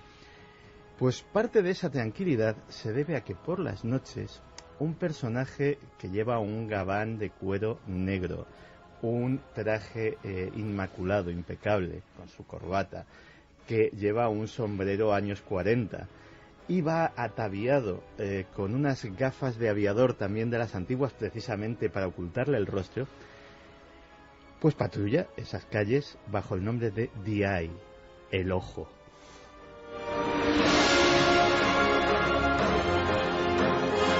O sea, uno va por la calle y se encuentra un aviador de los años 40 principios. Una cosa, ¿tú has visto los cómics de Spirit? Sí. Pues el mismo concepto, pero con traje de aviador, o sea, con gafas de aviador. El ojo. El ojo. Inspirado en La Sombra, por ejemplo, también en otro gran héroe del cómic con esa estética, ¿no? Incluso en el Rorschach de Watchmen. Pues es un experto en artes marciales, es lo único que sabemos, es un hombre de 48 años, ya esto no es un juego de niños, efectivamente, que pues al margen de la ley, porque la ley parece ser que le va teniendo ganas, pues patrulla las calles de esa ciudad y resuelve desde conflictos de pareja en plena calle hasta cuestiones de automovilistas que se quedan tirados y les consigue una grúa, disputas de borrachos, pequeños delitos, etcétera, etcétera. Es un pequeño ejemplo. Pero ¿qué armamento tiene? Parece que es un poco magro, ¿no?, en armamento este hombre. Hay otros que tienen hasta spray pimienta. Sí, de hecho, posiblemente, como sucede además en los cómics, la ciudad de Nueva York es el auténtico semillero de estos personajes. El principal de ellos, del que te hablaba antes, es Totian. Describe a Totian. Con TH. Totian es un marine de 23, 24 años, veterano de las fuerzas especiales, a pesar de su juventud, que efectivamente no lleva máscara. Él dice que no necesita una identidad secreta y que pues va con una camiseta ajustada con su símbolo en el pecho. Todos llevan su símbolo, casi todos. Casi todos. Pantalones militares, botas del mismo tipo, y luego su cinturón, su batcinturón, digámoslo así, donde lleva cosas como efectivamente spray lacrimógeno, esposas, un teléfono móvil, que menos, una linterna, en fin, lo que puede necesitar el superhéroe urbano para sus correrías, ¿no? Y parece ser que Totian es de los más activos. No solamente se dedica a cosas como socorrer a indigentes que puedan estar en apuros o que puedan estar tirados en la calle y todo este tipo de cosas, sino que incluso pues ha tenido altercados potentes con narcotraficantes o con pequeños narcotraficantes. ¿Pero se lía bofetadas con ellos? Sí. De hecho, una de las cosas que lleva en el cinturón, casi todos los oyentes saben lo que es una porra extensible de acero puro, que, bueno, parece ser que la usa de una manera bastante indiscriminada. De hecho, incluso alguno tuvo un inicio realmente importante. Dark Guardian, que es Dark Guardian, que es muy amigo de Totian, porque luego encima ya hay, o sea, la realidad imita el arte, ya hay grupos de superhéroes, es decir, igual que los X-Men, que los Cuatro Fantásticos, ya hay algunos que salen a patrullar juntos, cada uno con su personalidad, cada uno con su disfraz, cada uno con sus... Pero es como un juego de rol llevado al extremo también. Llevado completamente al extremo, porque efectivamente en caso de un conflicto real, de un delito real, intervienen. Dark Guardian, la primera noche, ya te digo que no es tan común encontrarse, no la primera, sino ni una de cada 20 noches con un delito delante de las narices. La primera noche que salió se hizo célebre por reducir al asaltante de una tienda de 24 horas delante de todos los parroquianos, que los tenía a todos encañonados, pistola en mano. ¿Y qué hizo? Pues apareció, también parece ser que todos se caracterizan por ser, sobre todo los más jóvenes,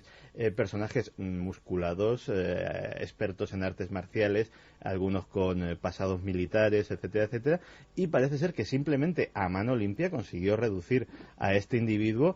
Y cuando llegó la policía, pues se encontró al asaltante atado a un poste y el vigilante en cuestión ya había desaparecido. O sea que el elemento superhéroe que todos hemos imaginado se ha convertido en realidad, porque cometen, mejor dicho, aplican la ley a su manera, reducen a delincuentes, nadie sabe quiénes son, tienen su propia iconografía y existen realmente, o sea, no son un mito. Bueno, algunos incluso se han especializado. Hay una chica, a ver, voy a ver mis notas para... Terrífica, también de Nueva York. Terrífica es para verla. Terrífica va ataviada, parece ser que es una señorita de buen ver, va ataviada de rojo de arriba abajo, un traje súper ajustado, con un sujetador de estos de Valkyria, metálico, capa, es de las pocas que llevan capa, porque como dice Totian, la capa es un engorro limita, para claro. el superhéroe real, es decir, esto es una Claro, cosa... el superhéroe está contra varios delincuentes, se engancha con todo... peluca rubia para proteger su identidad secreta, máscara, y ella patrulla sobre todo por Central Park y también por zonas de copas, por zonas de citas de parejas, para evitar violaciones. Vigila a las parejas, si ve a alguien que se lleva a una chica medio ebria, pues automáticamente la rescata de los brazos del presunto abusador, y se ha especializado en eso. Incluso hay algunos que se han convertido en verdaderos héroes populares, recurriendo, por ejemplo, al activismo político. Y uno de ellos ni siquiera está en Estados Unidos. Es el célebre Superbarrio de México. Todos nuestros oyentes mexicanos seguro que Superbarrio. tienen localizado a Superbarrio, que es un personaje que aboga, vestido de superhéroe, bueno, a medio camino entre el superhéroe y el luchador de lucha libre mexicana, con esas máscaras tan características.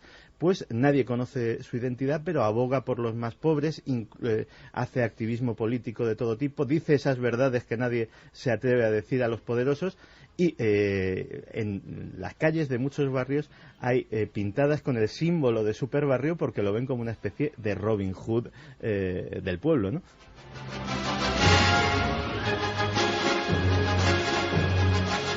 En algunos lugares de la red, evidentemente, están los atuendos, las máscaras, pero esto no es un chiste, o sea, es gente que de verdad... y ¿se ha detenido alguno de ellos? Bueno, son algunos trajes son increíbles. Algunos tienen patologías, es decir, son gente que está mal de la cabeza. Otros es una decisión moral, están hartos ya del crimen y salen a combatirlo. Mira, en estos días he estado viendo muchas entrevistas, porque muchas veces lo que lees es una cosa, y el cara a cara con el personaje, digámoslo así, aunque sea filmado, pues te dice mucho más. Y la verdad es que parecen personas, por increíble que parezca después de todo lo que hemos dicho, muy equilibradas, muchos de ellos, que sí que dicen poseer, que su parte heroica, digámoslo así, es poseer unos grandes ideales, y que quieren demostrar a la comunidad que una sola persona puede marcar la diferencia, que uno se puede plantar contra la injusticia, contra la adversidad, y que no quieren, digámoslo así, notoriedad personal, sino convertirse en símbolos. Es decir, simplemente que alguien pueda pensar que, bueno, que un ser humano individual en este mundo tan terrible no es algo que está al azar de las circunstancias, sino que puede plantarle cara. Estaba viendo que decías del atuendo particular, que lleva una armadura de Kevlar. Se lo ha organizado realmente bien. Es Citizen Prime, que es el superhéroe de Phoenix, Arizona, que aparte de construirse, yo creo que el atuendo más de superhéroe de todos, porque esa prueba de balas y todo este tipo de cosas, pues parece ser que lo único que se sabe de él es que es un hombre casado de 40 años, de nombre de pila Jim, que es empresario de éxito en Phoenix, y que se dedica por las noches a hacer esto, es decir, que tiene esa segunda vida. Tipo Batman, ¿no? Un individuo con riquezas que por la noche combate el crimen con extraño disfraz o atuendo. Pues está pasando de verdad. Está pasando de verdad. Aquí tienes, por ¿Llegará ejemplo, a España este movimiento? Sí, ya ha llegado. ¿Cómo que no ya ha llegado? Que sí, os lo digo, que hay gente que... Mira, por ejemplo, en Campello, no sé, es que no podía ser, Alicante, hay un hombre de Nashville que se disfraza con un antifaz y una capa y se hace llamar Mr. Moon, Señor Luna en inglés. Señor Luna. Un superhéroe nuevo, nos decía. Pero Iván. claro, se pone la capa y hace 4 tontadas ahí, o realmente actúa contra criminales, contra delincuentes, Bueno, si ejerce Iván, de superhéroe. Iván, si debe dar mamporrazos a algún malo, pues que nos escriba y que nos lo diga, que es el superhéroe Mr. Moon. Pero es un tipo de Nashville, o sea, no es español. No, no es español, pero actúa en España. O sea que en España tenemos este fenómeno nuevo sociológico. Y Fran nos dice que es repartidor y que le sorprendió un día de reparto ver a un tipo vestido de Batman en Bornos, en Cádiz. Es la Geray.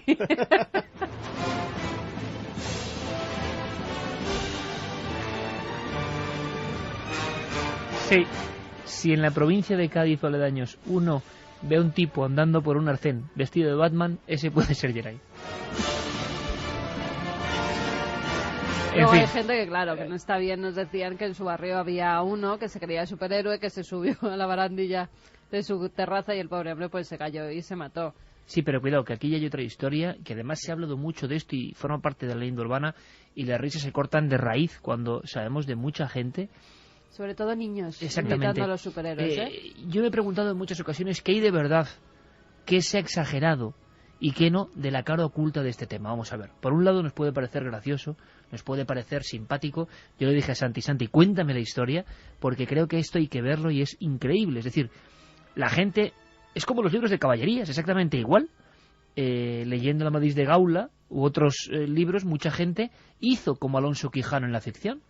Salir a patrullar en corceles creyéndose, ¿no?, algo superior. Y sobre todo, con una cosa muy importante que ha dicho Santiago Camacho, que el individuo en su individualidad y soledad puede hacer algo en este mundo de sistemas y de comunidades. Puede hacer algo si lo desea. Eso está muy bien. Luego está la parte de gente un poco desequilibrada y, cuidado, la tercera parte, más triste, más terrible, gente que se mató. Y en España, al parecer, hubo casos, no sé si tenéis datos concretos, gente que se precipitó por las ventanas, se lanzó por terrazas. Claro, pero después del impacto de ver películas de superhéroes. Alguien que, una chica como la chica esta que actúa, ¿no?, en las parejas, que la ve borracha. Oye, es que a lo mejor están los dos de acuerdo, han bebido y se lían a porrazos con un pobre chico que es su novio. Claro, que es que habrá pasado, que es que también esas cosas pueden sacarse de quicio, ¿no? ¿Ha habido en España y en otros lugares casos de muerte imitando a superhéroes? En Estados Unidos sí. En Estados Unidos ha habido incluso casos que han llegado a los tribunales en cuanto a que, ya sabes que se demanda por todo. La familia lógicamente culpó a la editorial responsable de los cómics de meter ideas raras a los niños en la cabeza. La demanda no prosperó, pero sí, y sobre todo, aparte de los niños, que es más explicable y también mucho más triste, ha habido varios casos también de personas con facultades mentales mermadas que sí que se creían que eran superhéroes y que sí que se creían dotados de poderes sobrehumanos y han saltado desde edificios de cierta altura y no lo han contado. En España hubo casos también, se habló en los años 70 sobre todo, claro, después de impactos, ¿no?, como películas tipo Superman, sí, Spiderman, habían provocado que la gente creyese de inmediato que tenía esos poderes y, intentaron hacer una proeza que es imposible para un ser humano. En fin, Sandy, terminamos con un elemento. Hay una última cosa que es, lógicamente, qué piensa la policía de todo esto. Y sobre todo la policía de Nueva York, que parece ser la ciudad donde se focaliza buena parte de la cuestión. Y ellos, la verdad, están muy preocupados, están tremendamente preocupados porque efectivamente en los 70 y en los 80 ya tuvieron que ir al entierro de varios ángeles guardianes, que sí, era, digamos, una organización paramilitar y aún así, efectivamente, tuvieron sus bajas. Todavía no ha caído ningún superhéroe aficionado, pero lo ven si el fenómeno prospera, lo ven una cuestión inevitable y de tiempo. Entonces habrá que ver si cuando tengamos que lamentar la primera baja de una de estas personas, pues hay muchos que se empiezan a replantear dónde está la línea que separa la realidad de la ficción.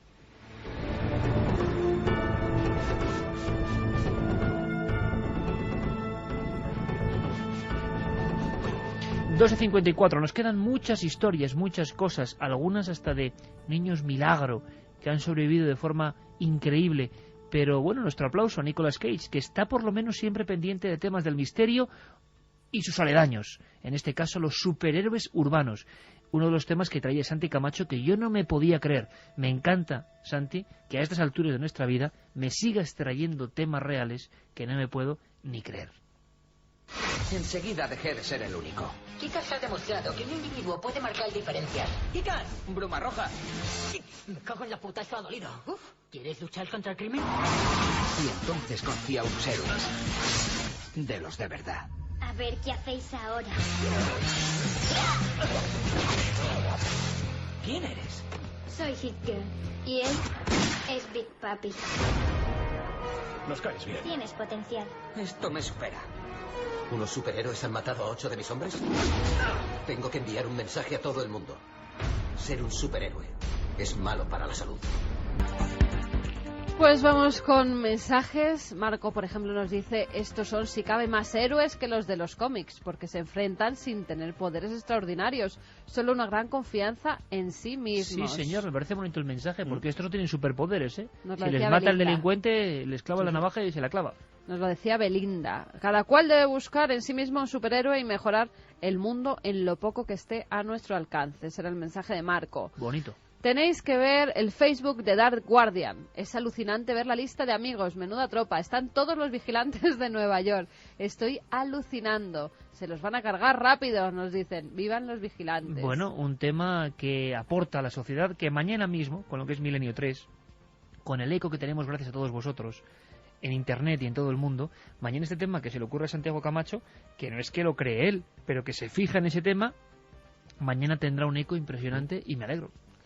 Nos decían también que en Londres vi a un iluminado con traje de Spiderman corriendo por la calle de noche.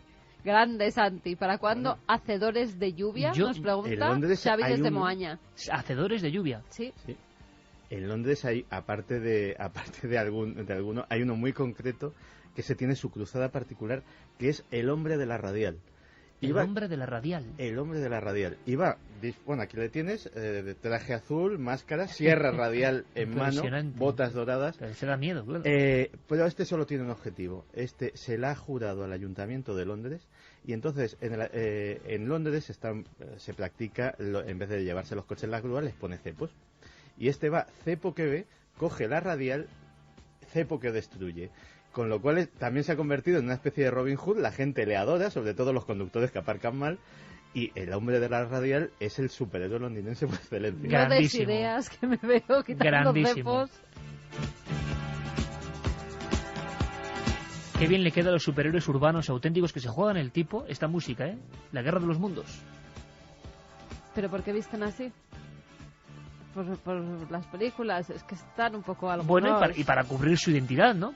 Bueno, pero con que se pusieran un pañuelo que les cubriera y estuvieran solo los ojos, porque es que hay algunos que de verdad dan risa, ¿eh? Están un poco gruesillos y pero con es un traje... efecto para el delincuente. Con un traje limón, pues... Tú imagínate que el delincuente lo primero que ve es algo que le deja atónito, eso ya te da 2 segundos de margen, porque desde luego hasta que reacciona... La verdad es que el elemento sorpresa lo tienes de tu parte. Ángel desde Madrid nos dice: la realidad supera la ficción y Siempre. la ficción nutre a esta. A ver si aparece alguno por Madrid. Buenas noches, Juan Carlos de Valencia. Si los delincuentes se juntan, ¿por qué no los superhéroes? Pues me parece genial. No me lo puedo creer. Yo una el vez equipo... cerca de la zona esta de Lope de Hoyos, del puente, la gente que sea de Madrid lo conocerá, del puente de Lope de Hoyos cerca de Velázquez, vi un tipo subido en un edificio, todo vestido de negro, que trepaba. Yo no sé si era un ladrón, si era tal, pero yo pensé, creo que era alguien que hacía una prueba o algo de como funambulismo, pero claro, en plena noche, era una cosa muy rara, me dio una impresión, sí. Nuestro mejor héroe urbano, Don Quijote. En esa escena de los molinos de viento, ¿qué haría con las 4 torres de Plaza de Castilla en Madrid? Se pregunta Raúl desde Vallecas. No me lo puedo creer, el equipo de Milenio en mi ciudad, vaya regalo de cumpleaños, nos lo decía Juanchu desde Castro Urdiales. Castro Urdiales, donde hay una cueva cercana, por cierto, una cueva de las más misteriosas de España, que no se ven, con rostros monstruosos del Paleolítico, y parece que es una cueva donde pasaron cosas sorprendentes. Hablaremos de eso y de mucho más el próximo día 5 de junio, pero también en Santiago, el 29. Y nosotros ahora, después de las noticias, traemos un montón de historias. Por cierto, de niños, ¿veíais la serie de Alfred Hitchcock? ¿Sabéis que toda su vida, sus películas, es una clave? Vamos a hablar del código Hitchcock y de muchas más...